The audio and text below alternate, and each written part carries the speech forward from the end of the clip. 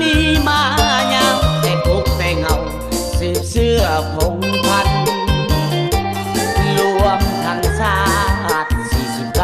เผ่าชนวานั้น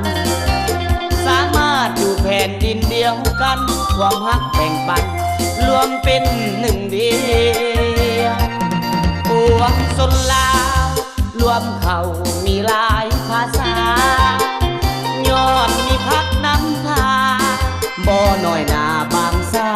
ติแลเลียวบ้านเมืองสงบภาษาหักกันแน่นเหนียวผู้นำสามัคคีกลมเกี่ยวเบิ่งแยงแลเลียวทุกสันสนเผ่าเสียงแคนอยู่ไสนั่นแหละแม่นคนลาวทักษาหุ่นเสื้อแต่เก่าของความเป็นลาวพร้อมกันนอเฮาอยู่ป่าดงดอน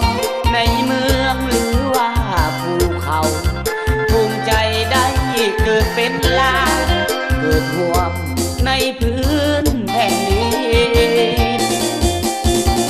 เมืองลาวสู่มือบ่ธรรมดา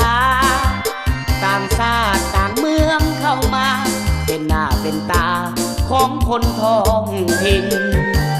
เศรษฐกิจหุ่งเรืองสาวบ้านมีอยู่มีกินทั่วโลกครับได้ยินข้าน้อยภูมิใจได้เกิดเป็นลาว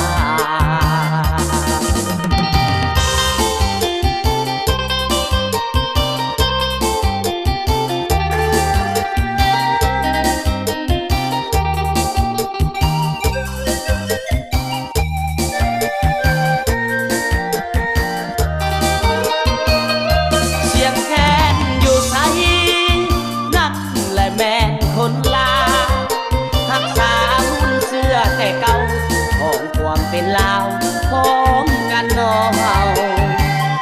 อยู่ป่าดงดอนในเมืองหรือว่าภูเขาภูมิใจได้เกิดเป็นลาวเกิดห่วงในพื้นแผ่นดิน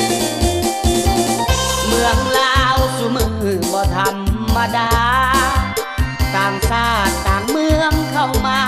เป็นหน้าเป็นตาของคนท้องถิ่นเศรษฐกิจหุ่งเรืองสาว